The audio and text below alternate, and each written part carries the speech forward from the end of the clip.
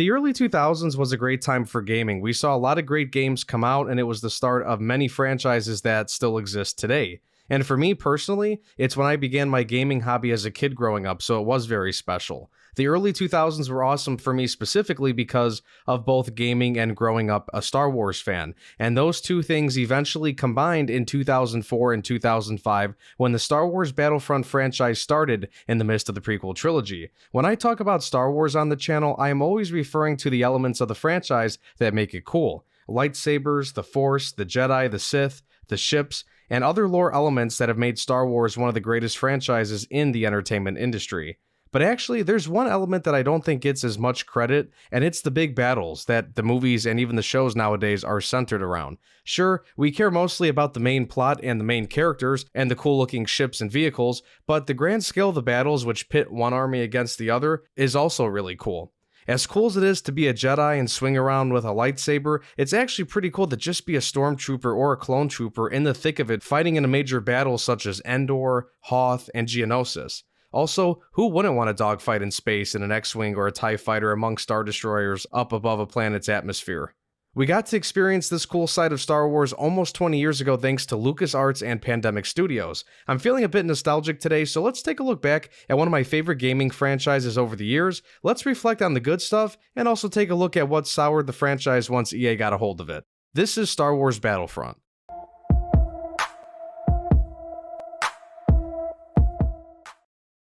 The first two Star Wars Battlefront games were created by two of the best gaming studios back in the time, Pandemic Studios and LucasArts, which is now known as Lucasfilm Games. LucasArts made a ton of games, many of them Star Wars of course. Pandemic was also a successful studio before going defunct in 2009. Other popular games that they made include Mercenaries, Destroy All Humans, and The Saboteur. All great games and franchises. So, the very first Star Wars Battlefront game released in 2004 with some hype, as it was scheduled to be released at the same time as the original trilogy DVD set was scheduled to come out. And then you had Episode 3 Revenge of the Sith, which was coming out the following year, so Star Wars excitement was pretty high around this time.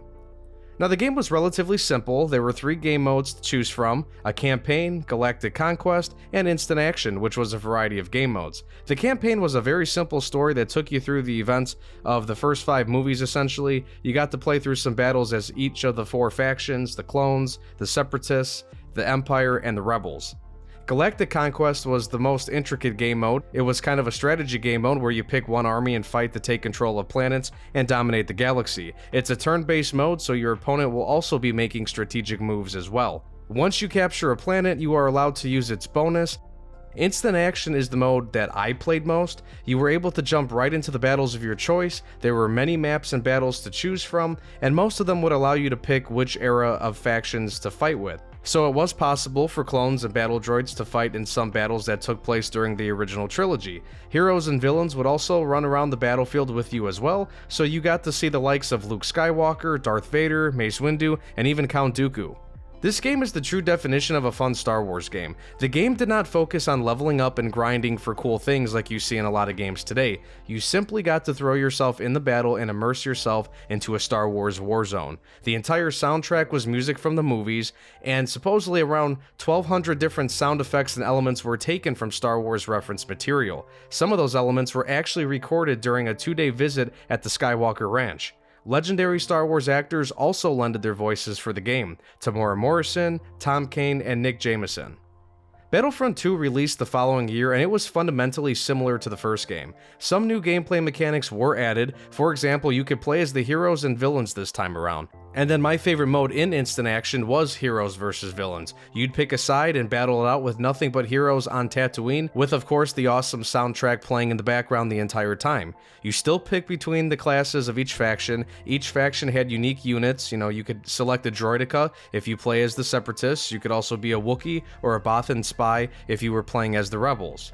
While most of the gameplay was the same, it was polished and there were some additions to the content. You still had the 3 main modes, you had a campaign with a much better story. The story was called Rise of the Empire, and you played as the clones as they fought in the Clone Wars and then transitioned into stormtroopers of the Galactic Empire. There were cutscenes in between missions where a soldier would narrate each battle and talk about what was happening as the timeline continued throughout the Clone Wars and into the Galactic Civil War. The game also included space battles, so you were able to dogfight with different ships. You were able to actually land into the enemy's main ship like a Star Destroyer and take out the life support and the shields and everything in order to destroy that ship and win the mode. And you can even, go in like defense turrets and defend the ship if you wanted to. So a lot of great options, even just in the space battles. Galactic Conquest was relatively similar to the first game, but you were able to earn credits for playing successfully, and those credits could be used to buy new soldier classes, new fleets, and bonuses to provide support during battles. Now, my only complaint with this mode is that you would often repeat the same battles, because one minute you would capture, say, Hoth, and then immediately after your opponent wants to try recapturing it by sending another fleet over there, and these stalemates would get annoying fast because they would be repetitive and sometimes really hindered your progress, especially if you ended up losing a couple of times because maybe the enemy had a better bonus like extra reinforcements and whatnot. But really, that's my only complaint of the mode. Instant Action added more game modes and maps. The game's content basically corresponds with Revenge of the Sith, which was released a few months prior to the game coming out. They added Capture the Flag, space battles like I mentioned, and a game mode called Hunt, which was very unique. In Hunt, you played as or against the inhabitants of some planets in Star Wars. For example, you could be the lovable Ewoks on Endor and kick Stormtrooper ass, or eliminate the Teddy Bear Army as a Stormtrooper. The original Battlefront 2 was my favorite. It captured the spirit of Star Wars just like the first game, but it also added to it and felt like a proper sequel in my opinion. It wouldn't be until 2015 when we got another main Battlefront title, but first I want to give a quick shout out to the two PSP games that came out in 2007 and 2009. Now, Battlefront 2 did come out on the PSP as well, but virtually the same game with a couple little differences. But I want to specifically talk about Renegade Squadron, which released in 2007, and Elite Squadron, which came out in 2009. Now, obviously, the gameplay for these games was not as great as playing the console versions, but they were still fun because they did some things differently. The Renegade campaign focuses on an elite squad of rebels fighting the Empire. Elite Squadron's story focused on two clone brothers that had the DNA of a Jedi. You play as the brother who eventually turned good and joined the Rebel Alliance once the Galactic Civil War started, and you eventually battle your brother who chose the Sith. One of the best parts of the PSP games was the fact that there were customization options. You could choose the look of your soldier. You can make him a human or one of the many species in the Star Wars galaxy. You could also customize your class as well. You could change your weapons and your gear. You could even change the colors of your uniform. The colors would change for yourself, your teammates, and even the vehicles you would ride around in. Now, I'll admit, all these games I'm talking about right now, I did not play online back then. I played many hours by myself or split screen with friends that would come over and hang out. But I can talk about the two most recent games that did feature some great multiplayer. 10 years after Battlefront 2's release, EA, DICE, and Criterion Games released a new Battlefront game, basically a reboot. I remember being very excited for this game. I was already a Battlefield fan, and I was so down to see a Star Wars version of Battlefield. Big maps, a bunch of vehicles, tons of players running around with those Star Wars themes. It's like a dream come true. And so the Battlefront game of 2015 was pretty good. The gameplay, visuals, music, and production was all top-notch. However, there was some criticism due to the amount of content in the game. There was no campaign, and the game implemented a season pass. So the game eventually had a bunch of content once the DLCs and updates came around. This game came out basically during the beginning of the crap we face in multiplayer games today. It was disappointing to see the game only focus on the original trilogy. Sure, it was perhaps too early for sequel trilogy stuff since this came out right before The Force Awakens released, but still, there was no reason to not have the Clone Wars era like in every other game that came out. The game did feature a lot of game modes like Walker Assault, Fighter Squadron, so more space battles, Blast, which was TDM, Supremacy, which was basically Conquest, you had Hero Hunt, Heroes versus Villains, and Cargo.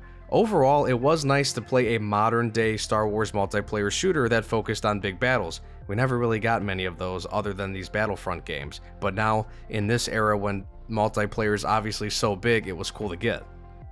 I want to spend the remaining time talking about the most recent game, which is the most controversial game. The second Battlefront 2 came out in 2017.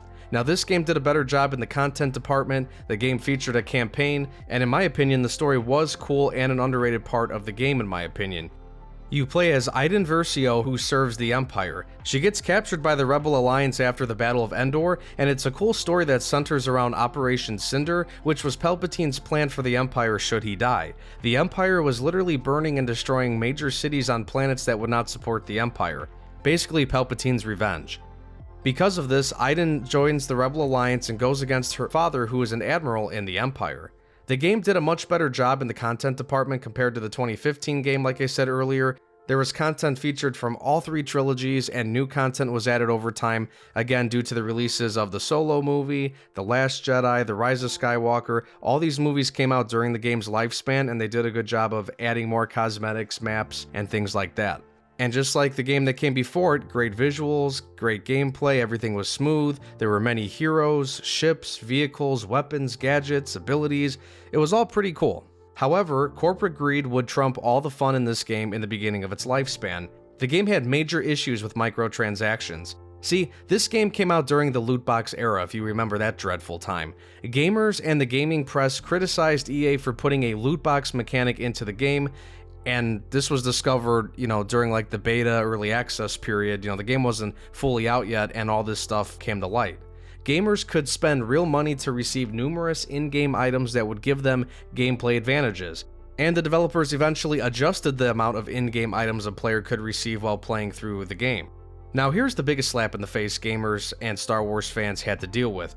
Players had to use in-game currency to unlock heroes and villains like Darth Vader. A Reddit user made this a huge issue after he complained about paying $80 for the deluxe edition of the game and still having characters like Vader locked. Players were estimating that you would have to play about 40 hours in order to accumulate enough credits to unlock a single hero. EA's community team responded on Reddit shortly after to that criticism, and they defended their actions. They claimed that their intent was to give players a sense of pride and accomplishment after unlocking a hero. Yeah, okay, that's a lot of fun in a Star Wars game. EA's defense on Reddit became the most downvoted comment in Reddit's history. There was a total of 667,821 downvotes on the comment. On November 12th of 2017, EA took out microtransactions entirely. And the crazy thing is, again, like what I just said, all of this drama occurred before the global release. The game technically released on November 17th. It was infuriating to see corporate greed suck the fun out of a Star Wars game like that, even if it was short-lived. You could also use the currency to purchase different skins and looks for the different soldiers, especially clone troopers. There was a ton of different varieties of them, and it was still kind of bogus. I had to invest a lot of time in the game in order to unlock the clone trooper outfit from Revenge of the Sith, specifically the clones that fought with Yoda to defend Kashyyyk. Those troopers with that green camo armor are some of my favorites.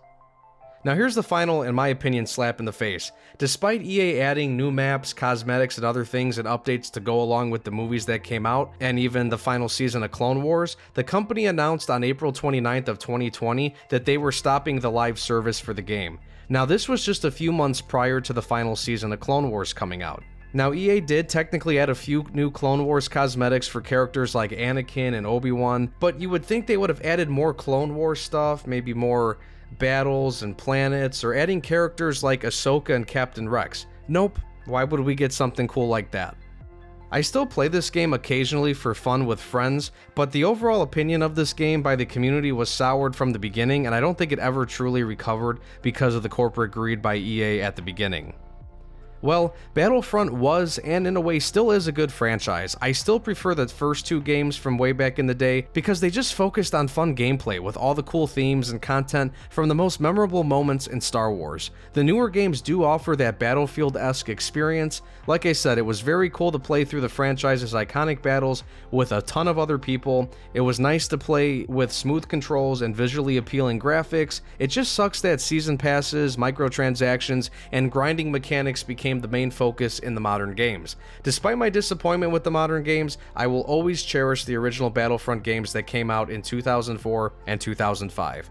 Thanks for watching. Let me know your thoughts on the Battlefront franchise down below in the comments. Please like the video and subscribe to the channel. I appreciate whatever support you could give. You can also find my content on podcasting platforms. Honestly, just Google Analyze This Podcast and you'll find me on a handful of podcasting platforms of your choice. You can find me on X and TikTok as well. X at AnalyzeThis_YT and TikTok at AnalyzeThis54_YT. Thanks again for watching and take care.